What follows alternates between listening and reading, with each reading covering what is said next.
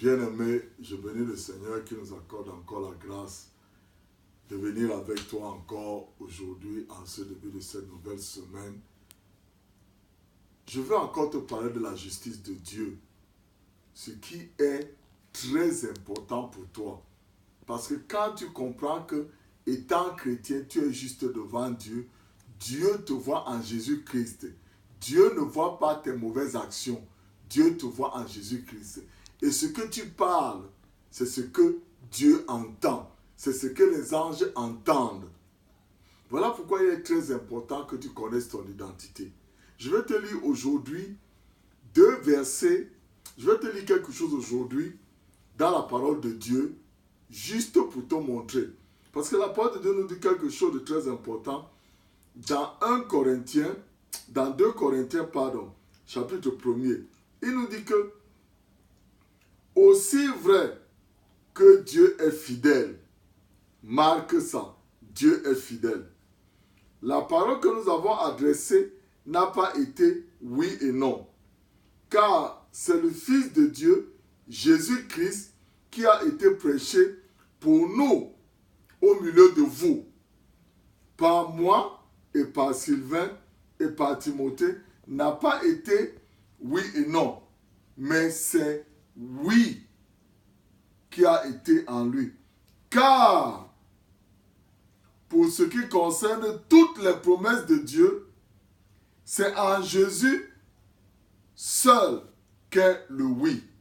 C'est pourquoi encore en Jésus est l'amen. Par lui est prononcé pour nous à la gloire de Dieu. Et celui qui nous a fermis avec vous en Christ et qui nous a oints, c'est Dieu.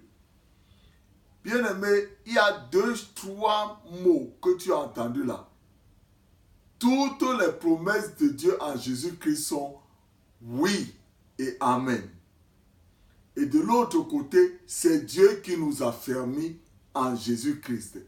Paul le disait à l'église de Corinthe, dans laquelle il y avait toutes les mauvaises choses.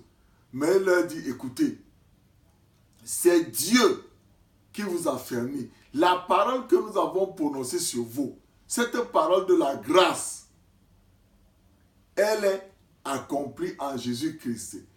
Oui, toutes les promesses de Dieu en Jésus-Christ sont oui et amen. Oui et amen. Amen veut dire d'accord. Et la parole de Dieu dit encore que c'est Dieu qui nous a fermis en Jésus-Christ. Frère, arrête de travailler pour ce qui ne te bénéficie pas.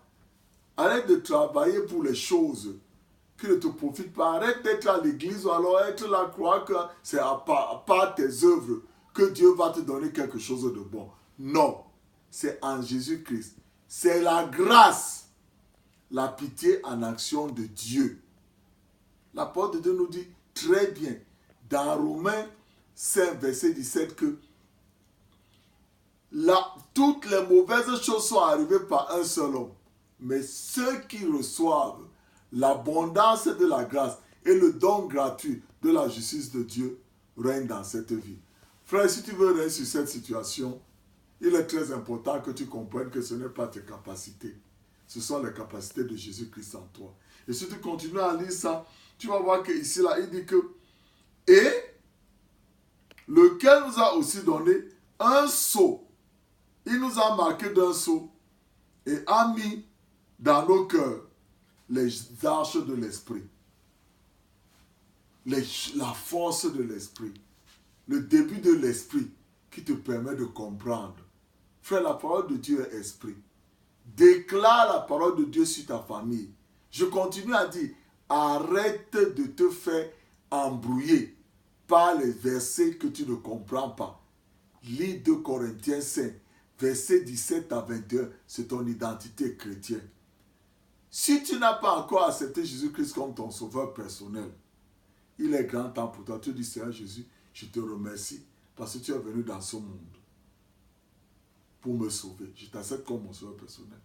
Arrête-moi tous les autres cinémas là. Le voleur à la croix n'a pas le temps d'aller faire la restitution.